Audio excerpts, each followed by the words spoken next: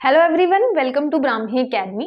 स्वागत है आपका लूसेंट रिवीजन सीरीज में, जहां हम पूरी लूसेंट का रिवीजन कर रहे हैं बहुत ही बेहतरीन तरीके से ट्रिक के माध्यम से।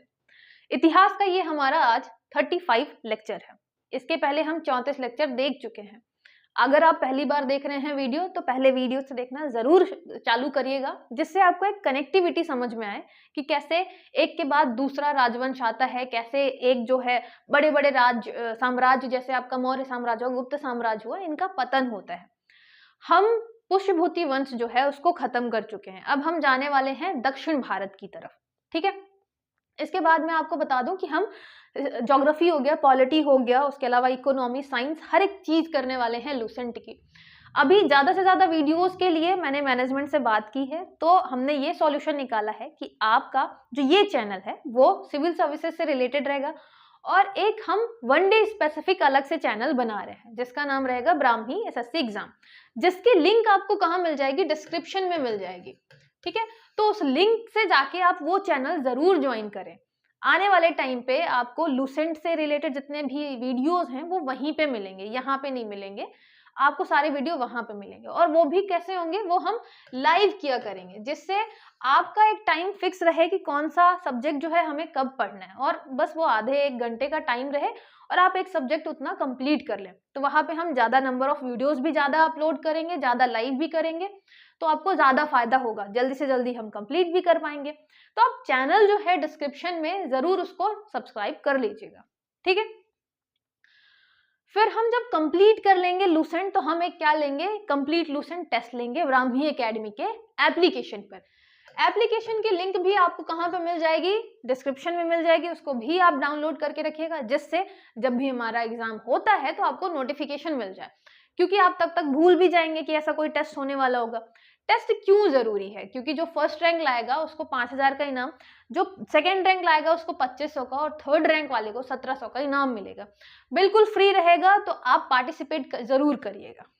ठीक है, हम पढ़ने वाले हैं दक्षिण भारत के जो प्रमुख राजवंश हैं उनके बारे में। अब इनकी शुरुआत कहाँ होती है? अगर हम शुरू की बात करें तो आपने क्या पढ़ा था? संगम वंश के बारे में पढ़ा था। ठीक है, संगम युग के बारे में पढ़ा था कि वहां पे संगम साहित्य लिखा गया, और संगम युग में मेनली आपको चोल, चेर और पांड्य तीन क्या मिले हैं? राजवंश मिले हैं। तो संगम युग में हमने क्या पढ़ा था? चोल पढ़ा था, चेर पढ़ा था और पांड्य पढ़ा था। हमें इनकी लोकेशन भी देखी थी कि ये किस लोकेशन में जो है वो क्या करते हैं? अपना शासन जमा के रखते हैं। अब आप देखेंगे बीच बीच में सातवाहन जो है वो थोड़ा सा दक्षिण भारत वाले इलाके में जाता है। उसके बाद आप देखेंगे राष्ट्रकूट अभी जैसे है, और ये आपका पल्लव हो गया, चालुक्य हो गया, ये साउथ इंडिया वाले इलाके में रहते हैं। अब ये भी है कि जो आपके जैसे चोल हो गए, चेर हो गए, ये कोई अच्छा प्रतापी राजा है तो बड़ा एरिया कैप्चर कर लेता है, और कोई ऐसा मतलब मान लीजिए बहुत कमजोर राजा है तो अपने छोटे एरिया में क्या कर रहा होता है? शासन कर रहा होता है। लेकिन बहुत लंबे टाइम तक ये जो है आपके राजवंश ये स्टेब्लिश रहते हैं। आप देखेंगे शुरू में भी पांड्य रहेगा, बहुत लंबे टाइम तक आपको पांड्य वंश मिलेगा। चोल वंश आपको बहुत लंबे टाइम तक मिलेगा। अभी आप देखेंगे कि जैसे ही हम मतलब 7वीं 8वीं शताब्दी की बात करेंगे, तो फिर से आपकी जो चोल डायनेस्टी है वो क्या करेगी? धीरे धीरे और एरिया कैप्चर करना चालू करेगी। तो यहाँ पे ये जो है आपके राजवंश चोल, चेर, पांड्य, ये फिर से इनका मतलब उदय होगा, अपने इलाके में ये शासन कर ही रहे होंगे। उसके अलावा आपको एक जो और राजवंश पढ़ना है वो है पल्लव। पल्लव किस वाले इलाके में रहता है? तो ये रहता है मेनली आपके तमिलनाडु वाले इलाके में। राजधानी क्या बना के रखता है? राजधानी बना के रखता है कांची या कांचीपुरम। तो यहाँ पे याद रखिएगा, राजधानी हो गई कांची। अब याद रखिएगा संस्थापक आपका इंपॉर्टेंट हो जाता है। अब यहाँ पे आप संस्थापक पढ़ ही रहे हैं तो जल्दी से कमेंट करके बताइए कि सातवाहन का संस्थापक कौन है। सातवाहन के अलावा हमने एक आपका पढ़ा है अलग सा वाकाटक। वाकाटक वंश का संस्थापक कौन है? जल्दी से कमेंट करके बताइएगा। ठीक है, यहाँ पे पल्लव जो है, हम याद रखिएगा तमिलनाडु की बात कर रहे हैं, कांची की बात कर रहे हैं। कांची में जो है संस्थापक कौन रहेगा? सिम्हा विष्णु रहेगा। ठीक है, तो यहाँ पे हो गया आपका फाउंडर कौन? सिम्हा विष्णु। विष्णु जी से रिलेटेड नाम है, याद रखिएगा। सिम्हा विष्णु जो है, या सिंघम से रिलेटेड भी आप याद कर सकते हैं। पल्लव जो है संस्थापक कौन था? सिंघम। सिम्हा विष्णु से रिलेटेड याद रखना है। इनके द्वारा ममल्लपुरम में आदि वराह मंदिर का निर्माण कराया गया। जो आपके सिम्हा विष्णु हैं, इनके द्वारा आदि वराह का निर्माण कराया गया। आप देखेंगे पल्लव वंश में जो क्वेश्चन पूछे जाते हैं मेनली, यहाँ से कैसे टाइप के क्वेश्चन आते हैं, वो आते हैं कला और संस्कृति से रिलेटेड, मंदिरों के बारे में पूछा जाता है। क्योंकि हमारे जो पल्लव शासक रहते हैं वो ढेर सारे मंदिर बनवाते हैं आपके कांची और आसपास वाले इलाके में, और वो काफी ज्यादा फेमस हैं आज के टाइम पे भी। तो इसीलिए यहाँ से जो क्वेश्चन बनते हैं वो मैक्सिमम बनते हैं किससे रिलेटेड, मंदिरों से रिलेटेड। जैसे मामल्लपुरम में आपको आदि वराह की क्या मिलेगी, मंदिर मिलेगी। तो वराह का मंदिर आपको मामल्लपुरम में मिलेगा। मामल्लपुरम किससे रिलेटेड है, याद रखिएगा, पल्लव वंश से रिलेटेड है।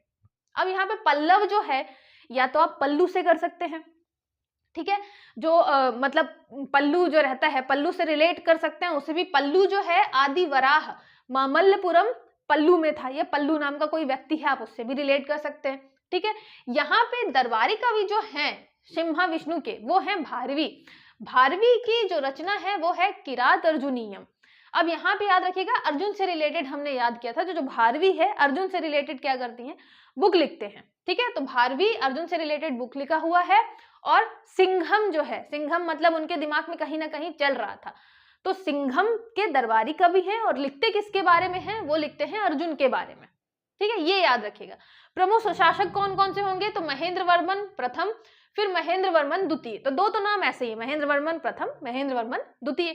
एक आपको नरसिंह वर्मन मिलेंगे, जैसे यहाँ पे आपको सिम्हा विष्णु मिल गए, नरसिंह वर्मन, नरसिंह भगवान का नाम एक मिलेगा, नरसिंह वर्मन एक मिलेगा प्रथम और एक नरसिंह वर्मन द्वितीय। तो चार नाम तो ऐसे ही हो गए, महेंद्र वर्मन प्रथम, महेंद्र वर्मन द्वितीय, नंदी आपके नरसिंह वर्मन प्रथम, नरसिंह वर्मन द्वितीय, और एक आपको लास्ट में मिलेगा नंदी वर्मन। ये हमें क्यों याद रखने हैं, क्योंकि हर एक राजा के टाइम पे मंदिर बनाने की जो कला थी उसमें थोड़ा डिफरेंस आता है और उसकी वजह से उनका नाम याद करना पड़ता है। महेंद्र वर्मन थोड़ा अलग टाइप से मंदिर बनवा रहे होते हैं, उसके बाद जो नरसिंह वर्मन आते हैं वो थोड़ा अलग टाइप से मंदिर बनवाते हैं। तो इसीलिए इनके नाम जानना जरूरी है कि ये सब जितने भी आपके महेंद्र, नरसिंह वर्मन, नंदी वर्मन, ये सब किससे रिलेटेड है, पल्लव डायनेस्टी से रिलेटेड है। क्योंकि जब चार ऑप्शन आएगा और ये पूछा जाएगा कि महेंद्र वर्मन जो है वो किससे संबंधित है, तब दिक्कत आ सकती है कि आपके चालुक्य वहां पे ऑप्शन है, आपका पल्लव ऑप्शन है, राष्ट्रकूट है और सातवाहन है, तो हमने साउथ के ही ऑप्शन दे दिए, तो कंफ्यूजन बढ़ सकती है। तो याद रखिएगा जो आपके जो ये वर्मन वाले हैं, नरसिंह वर्मन, महेंद्र वर्मन, ये सब पल्लू से जो है वो लटके रहते थे, पल्लू लटके वाला, तो पल्लू से लटके रहते थे, तो इसलिए इनका नाम जो है पल्लव डायनेस्टी से आपको रिलेट करना है, ठीक है। यहाँ पे मत्त विलास प्रहसन, ये क्या है, एक बुक का नाम है जिसको रचना की है महेंद्र वर्मन प्रथम में। अब हम सबसे पहले महेंद्र वर्मन के बारे में पढ़ना चालू करेंगे। यहाँ पे आपको मेन चीज क्या याद रखनी है, सिम्हा विष्णु जो कि संस्थापक है, उनके टाइम पे दरबारी कवि हो गए भारवी जिन्होंने अर्जुन के बारे में लिखा। उसके अलावा सिम्हा विष्णु जो है उन्होंने एक मंदिर बनाया वराह का मामल्लपुरम में, ठीक है। ये सब आपको तमिलनाडु वाले इलाके में मिलेगा, ठीक है। मामल्लपुरम, तो मामल्लपुरम में वराह जी का जो मंदिर है बनवाया सिम्हा विष्णु ने। फिर आता है मेन शासक महेंद्र वर्मन, नरसिंह वर्मन, प्रथम द्वितीय, अब दोनों में लगाएंगे। फिर नंदी वर्मन आते हैं। महेंद्र वर्मन प्रथम के बारे में चालू करेंगे, तो महेंद्र पहले शासक रहेंगे, मेन शासक। उन्होंने क्या लिखी, एक बुक लिखी है, साहित्य में भी काफी वो ज्यादा इंटरेस्टेड रहते थे, तो उन्होंने एक बुक लिखी मत्त विलास प्रहसन। अब आपको रिलेट कैसे करना है, मत्त विलास प्रहसन में आप विलास से सिर्फ रिलेट कर सकते हैं कि हमारे जो महेंद्र प्रथम थे पहले नंबर पे आ रहे थे और यहाँ पे विलास में डूबे रहते थे, बहुत ही ज्यादा मगन रहते थे। मत्त विलास प्रहसन, बिल्कुल मस्त मगन रहते थे, किसमें, विलास में। कौन, हमारे महेंद्र वर्मन प्रथम, पहले वाले आपके महेंद्र वर्मन की हम बात कर रहे हैं। फिर आते हैं नरसिंह वर्मन प्रथम। नरसिंह वर्मन प्रथम के आपको बारे में एक चीज याद रखनी है कि एकाश मंदिर, मतलब यहाँ पे मोनोलिथिक आपको टेम्पल मिलेंगे। मोनोलिथिक का क्या मतलब होता है, मोनोलिथिक की एक मान लीजिए बहुत बड़ा पत्थर है और उसी को काट काट कर हमने क्या बनाया, बहुत अच्छा सा मंदिर बनाया है। तो ये नरसिंह वर्मन की क्या है, नरसिंह वर्मन प्रथम की विशेषता है कि इनके टाइम पे हमें एकाश मंदिर मिले। उसमें से भी जो सबसे ज्यादा फेमस है वो है रथ मंदिर। अच्छा, ऐसा नहीं है कि सिर्फ एक मंदिर है जिसका नाम हमने रथ मंदिर रख दिया है ना। रथ मंदिर जो है उसमें आपके अलग अलग नाम मिलेंगे, जैसे कि भगवान के नाम पे ही आपको अलग अलग नाम मिलेंगे, अर्जुन रथ मंदिर, तो ऐसे करके आपको नाम मिलेंगे उसके। मेनली क्या याद रखना है कि जो रथ मंदिर है वो किससे रिलेटेड है, आपके नरसिंह वर्मन प्रथम से रिलेटेड है। ठीक है, एक काष्ठ मतलब मोनोलिथिक मंदिर हुआ करते थे, एक बहुत बड़ा पत्थर होता था, उसी को काटकर बहुत अच्छे तरीके से बनाया जाता था। ठीक है, तो ये हो गया आपका रथ मंदिर। फिर आता है नरसिंह वर्मन द्वितीय, जिसका एक और नाम मिलेगा आपको राजसिम्हा।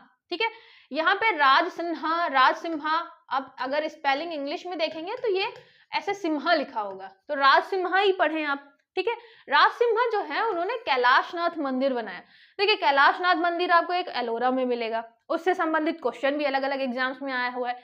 एक आपको कहाँ मिलेगा, एक मिलेगा आपको कांची, तमिलनाडु वाले इलाके में। वो किसने बनाया है, तो राजसिम्हा ने बनाया। ठीक है, राजसिद्धेश्वर इसीलिए मंदिर भी बोलते हैं, राजसिम्हा ने बनवाया, तो या तो कैलाश आप बोल दीजिए। और कैलाश मंदिर है, इतना सिद्ध है, किसने बनवाया, राज ने बनाया। तो राज ने एक सिद्ध मंदिर बनवाया, कैलाशनाथ मंदिर। कहाँ मिलेगा, कांची में मिलेगा। ठीक है, और इनके टाइम पे स्पेशली पल्लव के टाइम पे आपका क्या होता है, द्रविड़ स्थापत्य कला का जो आपका द्रविड़ आर्किटेक्चर है उसका क्या होता है, यहाँ पे शुरुआत होती है। ठीक है, द्रविड़ आर्किटेक्चर आप कैसे देखेंगे, जितने भी आप मंदिर देखेंगे तो आप देखेंगे कि बहुत बड़ा एक तो इलाका रहता है, फिर यहाँ शुरू में एक गोपुरम टाइप का बना रहेगा, और यहाँ पे जो आपका मंदिर रहेगा वो स्टोरीज में बना होगा, ऐसे बहुत सारी स्टोरीज रहेंगी, 6-7 स्टोरी तक बना रहेगा। तो ये आपको एक स्टाइल जो है दक्षिण भारत के मैक्सिमम मंदिरों में मिल जाएगा। उसको क्या बोलते हैं, उसको हम बोलते हैं द्रविड़ स्थापत्य कला। द्रविड़ वैसे भी हम साउथ के लिए यूज करते हैं, तो द्रविड़ आर्किटेक्चर या द्रविड़ आपका स्थापत्य कला जो है किससे रिलेटेड हो गया, मंदिरों से रिलेटेड हो गया। और ये किसने स्टार्ट किया, शुरुआत किसने की थी, तो ये की थी पल्लवों ने। याद रखिएगा, पल्लू से जरूर लटके रहते थे, लेकिन साथ ही साथ इन्होंने द्रविड़ आर्किटेक्चर को भी काफी ज्यादा बढ़ावा दिया। और फिर आप आएंगे चोलों के टाइम पे, चोल जब आएंगे और जब बहुत आपके फेमस राजा आएंगे चोल में, तो वो बहुत ही बड़े बड़े मंदिर बनवाएंगे द्रविड़ स्थापत्य कला से ही। तो इसलिए आपको याद रखना है कि शुरुआत किसके टाइम पे होती है, पल्लवों के टाइम पे होती है। इनके दरबारी कवि जो है उनका नाम है दंडिन। दंडिन की जो रचना है वो है 10 कुमार चरित। दंड देते थे, है ना, यहाँ पे जो 10 कुमार थे, नरसिंह वर्मन द्वितीय, नरसिंह वर्मन द्वितीय वैसे भी 2 लगा हुआ है, या राजसिम्हा से आप याद कर सकते हैं। उनके दरबार में दंड दिया जाता था 10 कुमारों को, तो 10 कुमार चरित। ठीक है, यहाँ पे आप ऐसे 10 कुमार याद कर लेंगे कि 10 कुमारों को दंड दिया जाता था, किसके दरबार में, नरसिंह वर्मन द्वितीय के दरबार में। उन्हीं के दरबार में हमें क्या पता चलता है, उन्हीं के दरबार में हमें कैलाशनाथ मंदिर के बारे में पता चलता है, जो कि राज ने बनाया था और बहुत सिद्ध हो गया था। तो राजसिम्हा या राजसिद्धेश्वर मंदिर, आपको सब एक दूसरे से रिलेट करते हुए चलना है। दरबारी कवि कौन थे, दंडिन, बहुत दंड दिया जाता था दरबार में 10 जो राजकुमार थे उन सबको। फिर आते हैं आपके नंदी वर्मन। नंदी वर्मन के टाइम पे आपको एक मिलेगा मुक्तेश्वर मंदिर और एक मिलेगा आपको बैकुंठ पेरुमल मंदिर, ये भी आपको कांची में ही मिलेंगे। ठीक है, ये मंदिर जो है अगर आपके करंट में आ रहे होंगे, ऐसा कुछ मुद्दा हुआ होगा करंट में, और करंट में आप इन मंदिरों का नाम पढ़ेंगे तो उससे रिलेटेड क्वेश्चन जरूर पूछ लेगा कि इनका निर्माण किसने करवाया था। तो ये भी आपको याद रखना है कि अगर करंट में ये टॉपिक चल रहा है तब तो बहुत ज्यादा इंपॉर्टेंट हो जाता है। तो महेंद्र वर्मन प्रथम, फिर आता है नरसिंह वर्मन प्रथम, नरसिंह वर्मन द्वितीय और नंदी वर्मन, ये 4 आपको नाम याद रखने हैं। नरसिंह वर्मन जो प्रथम है उनके टाइम पे एकाश्म रथ मंदिर बनते हैं, ये याद रखना है। नंदी वर्मन द्वितीय जो है दंडिन याद रखना है, 10 कुमार याद रखना है और कैलाशनाथ मंदिर याद रखना है। बात करें नंदी की, नंदी के पास जाएंगे, नंदी भगवान के पास आप जाएंगे तो क्या होगा, मुक्तेश्वर, आपको मुक्ति मिलेगी। उसके अलावा आप बैकुंठ में जाएंगे, तो जब भी आप नंदी के पास जाएंगे तो आपको मुक्ति मिलेगी और आप बैकुंठ में जाएंगे। महेंद्र वर्मन की बात करें तो उनके टाइम पे उन्होंने मत्त विलास प्रहसन की रचना की थी। ठीक है, विलास में डूबे रहते थे तो इसलिए उन्होंने क्या लिखा, एक बुक ही लिख दिया, मत्त विलास प्रहसन। ठीक है, याद रखिएगा नरसिंह वर्मन द्वितीय। एक चीज और आपको याद रखनी है कि पल्लवों के टाइम पे ही क्या होता है, द्रविड़ स्थापत्य कला का विकास होता है। ठीक है, यहीं से आपका डेवलपमेंट शुरू होता है, तो आपको ये भी याद रखना है। फिर आते हैं चालुक्य। अब देखिए हम किसकी बात कर रहे हैं, यहाँ पे चालुक्य भी हमने पढ़ा था, पुलकेशिन द्वितीय जो आपका चालुक्य राजा था उसने हर्षवर्धन को हराया था। तो यहाँ पे हम साउथ की बात कर रहे हैं, है ना। अब अगर ओवरऑल मैप की बात करें, यहाँ पे अगर हम ओवरऑल मैप की बात करते हैं तो जैसे आपका ये मैं थोड़ा सा समझने के लिए बना देती हूँ।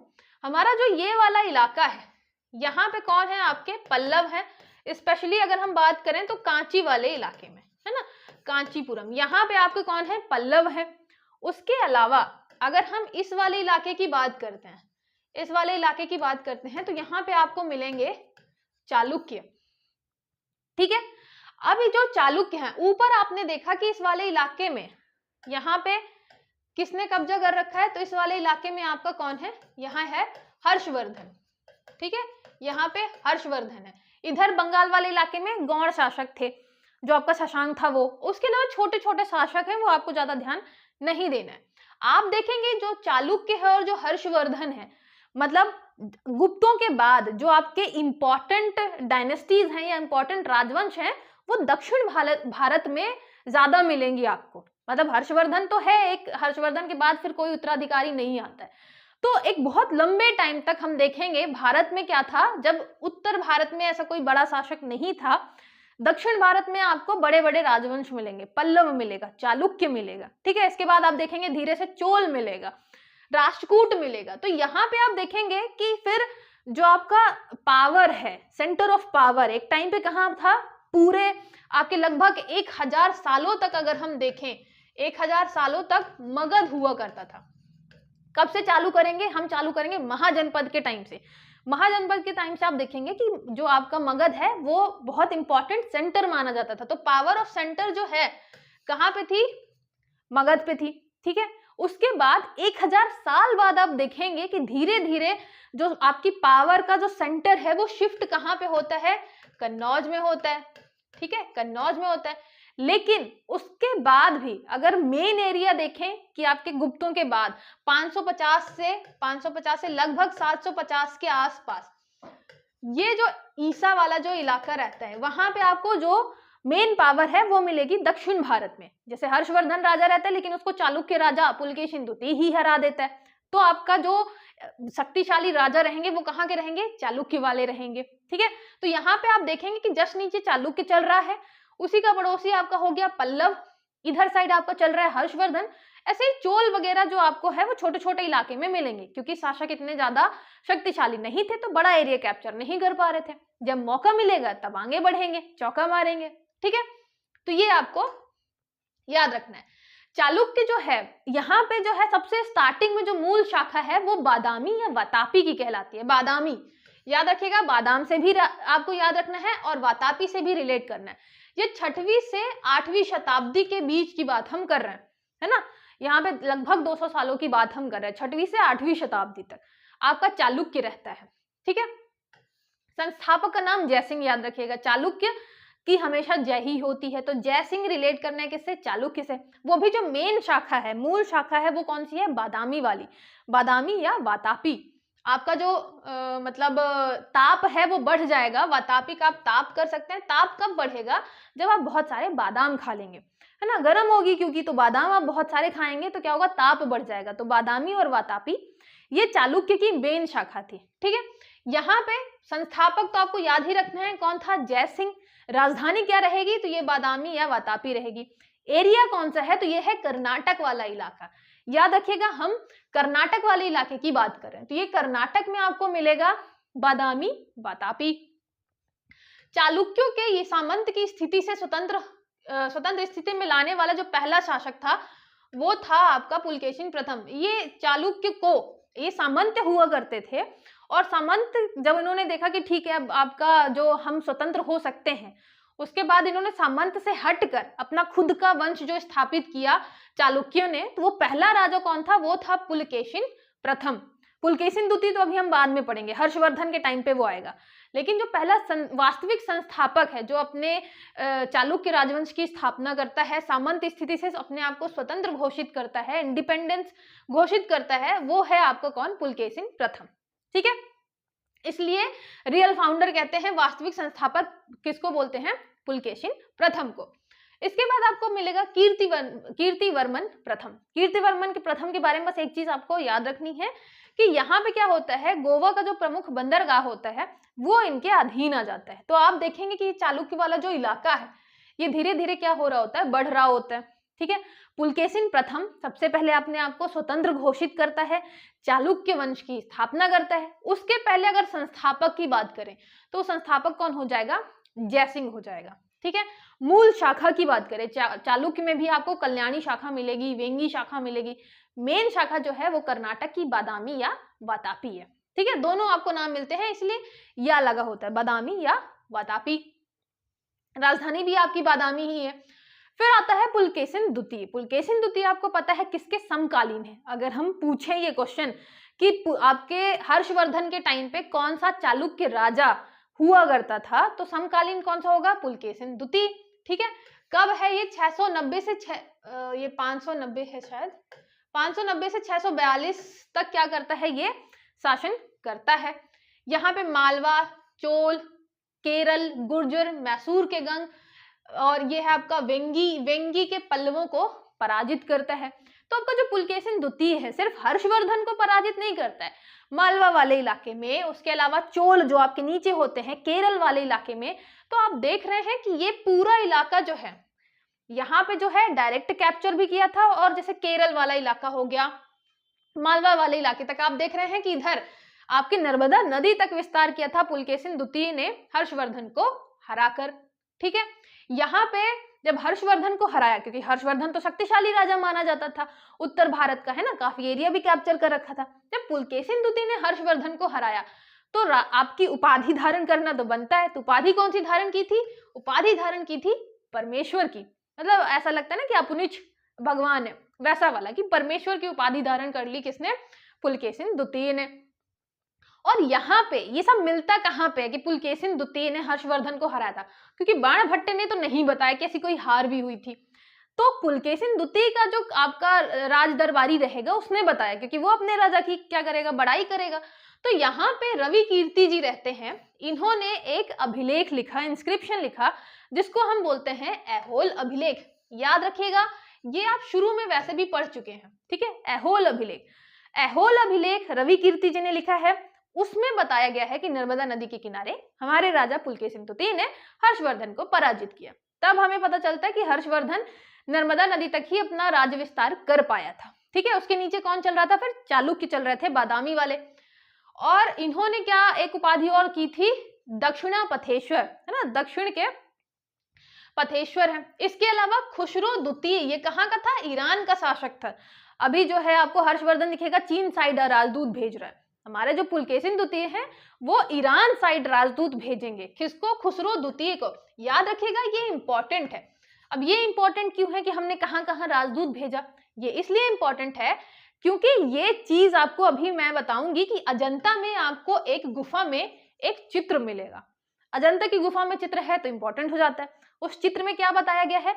उस चित्र में फारसी दूत मंडल का स्वागत करते हुए पुलकेशिन द्वितीय को दिखाया गया है। ये इसलिए इंपॉर्टेंट हो जाता है कि आपके पुलकेशिन द्वितीय ने खुसरो को क्या भेजा था? ये जो आपका खुसरो द्वितीय है ईरान का शासक, उसको राजदूत भेजा था। फिर उसने हमारे यहाँ फारसी राजदूत अपने भेजे और उसका स्वागत करते हुए पुलकेशिन द्वितीय को दिखाया गया है एक चित्र में। कहाँ के? अजंता के एक चित्र में। इसलिए ये इंपॉर्टेंट हो जाता है। तो आप इसको भी याद रखेंगे और ये कहाँ दिखाया गया है इसको भी याद रखेंगे। ठीक है, तो फारसी दूत मंडल मतलब यही आपके खुसरो द्वितीय के जब राजदूत आए होंगे हमारे यहाँ पुलकेशिन द्वितीय के यहाँ दरबार में, तो उन्होंने स्वागत किया था। उसके लिए हमें क्या मिलता है? जनता में एक गुफा में चित्र मिलता है, इसलिए ये इंपॉर्टेंट हो जाता है याद करना। इसके अलावा जो वेनसांग था, वेनसांग जो हर्षवर्धन के इलाके में घूम रहा था, वो कहाँ आता है? वो आता है पल्लव, यहाँ पे आपके पुलकेशिन द्वितीय के यहाँ भी आता है। ठीक है, देख के जाता है कि हाँ सब ठीक ठाक चल रहा है, मेरे राजा हर्षवर्धन को भी हराया इन्होंने, तो वो भी घूम कर जाता है। उसके अलावा यहाँ पे मेन खेला क्या होता है? अभी हमने पढ़ा है नरसिंह वर्मन प्रथम।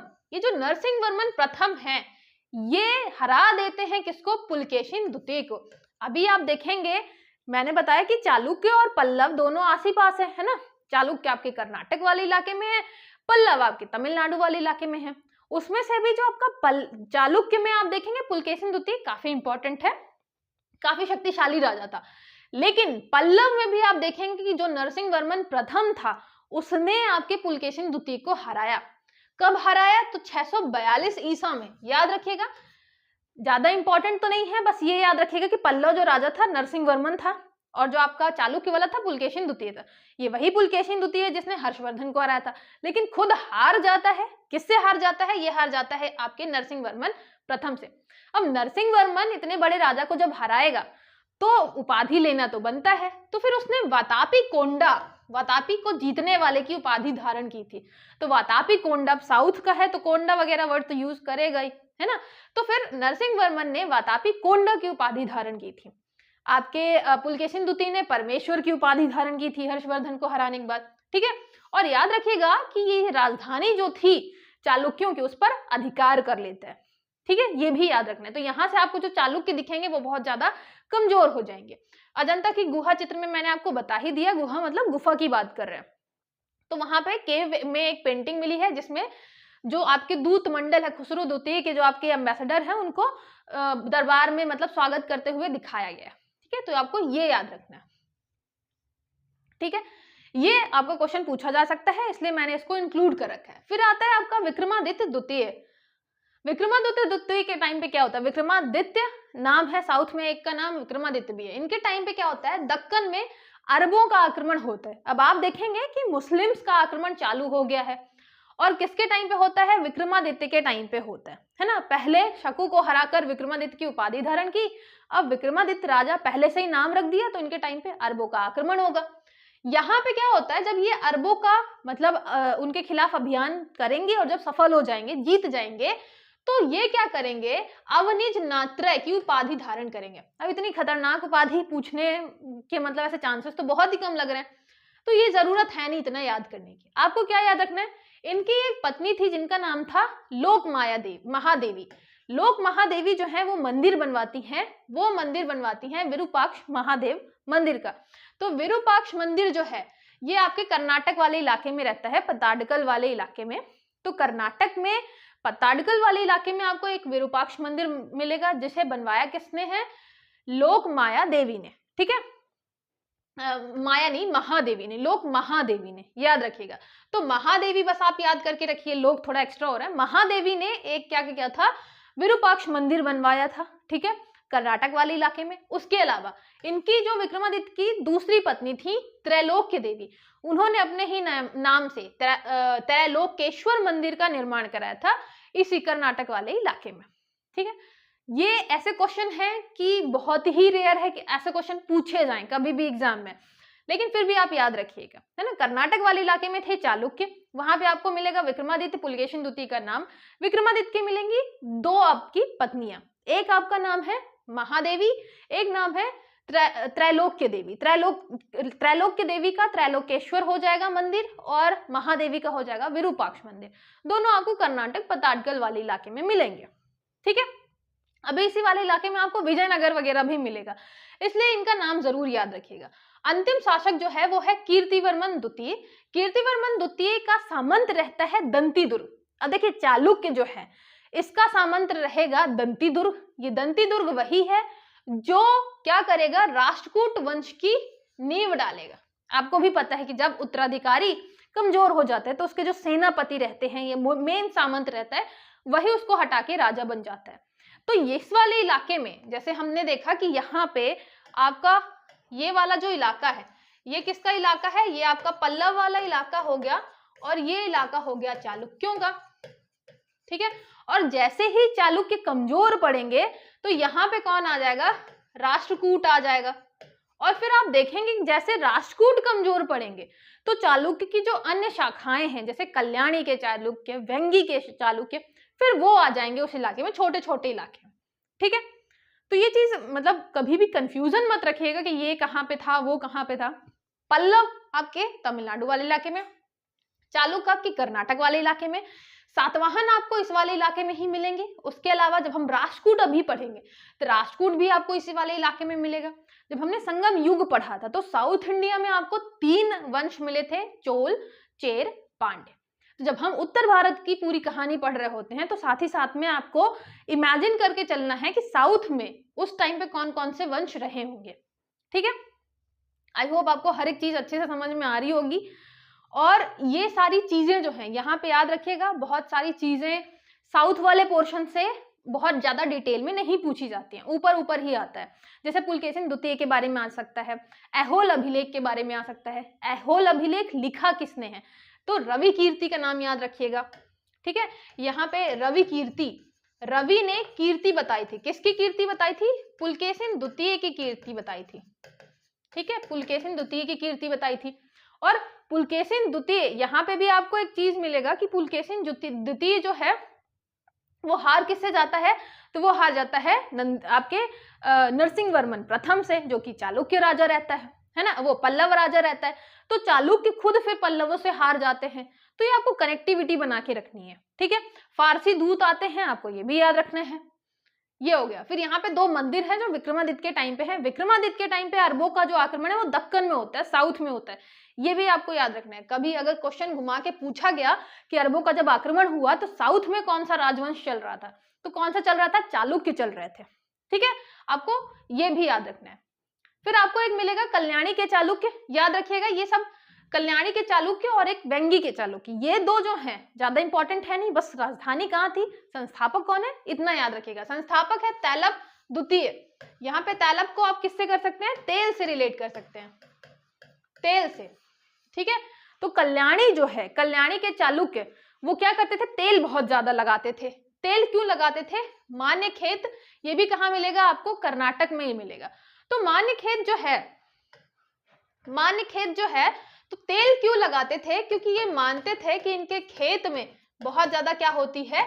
सरसों होती है, तो तेल लगा लेते हैं। ऐसा कुछ आप रिलेट कर सकते हैं ना। ये मानते थे कि इनके खेत में ही होता है तेल, तो क्या लगाओ? बहुत ज्यादा तेल लगाओ। तो कर्नाटक में आपको मिलेगा तैलप, जहां पे कल्याणी के मिलेंगे चालुक्य, ठीक है। और तेल लगाने से होता क्या था? कल्याण होता था। तो आपको कल्याणी भी रिलेट हो जाएगा इसी से, ठीक है। उनके खेत में ही मिलता था, तो मान्य खेत हो गया आपका, उसी से आपको तेल मिलेगा, तेल आप लगाएंगे जिससे आपका होगा कल्याण। तो कल्याणी, तैलब द्वितीय, उसके अलावा मान्य खेत, राजधानी, ये तीन आपको याद रखना है। फिर सोमेश्वर प्रथम जो होता है, सोमू जो होता है, सोमू क्या करता है? मान्य खेत से राजधानी कल्याणी, कर्नाटक वाले इलाके में शिफ्ट करता है, ठीक है। तो पहले मानते थे खेत में तेल होता है, फिर क्या करते हैं? कल्याणी के पास अपनी राजधानी शिफ्ट कर देते हैं। कौन करता है? सोमू करता है। तो सोमेश्वर प्रथम याद रखिएगा। प्रतापी राजा आपका विक्रमादित्य सिक्स्थ रहेगा। ये इतना इंपॉर्टेंट है नहीं। विभूतियों में से ये दो नाम आपको याद रखने हैं। पहला हो गया विज्ञानेश्वर, लिखा किसने है? मिताक्षरा जी ने लिखा है। देखिए ये क्या है? हिंदू विधि ग्रंथ है, लॉ से रिलेटेड है। मिताक्षरा में आप क्या कर लेंगे? अक्षरा, अगर कोई सीरियल देखता रहा होगा तो रिलेट कर ले जाएगा।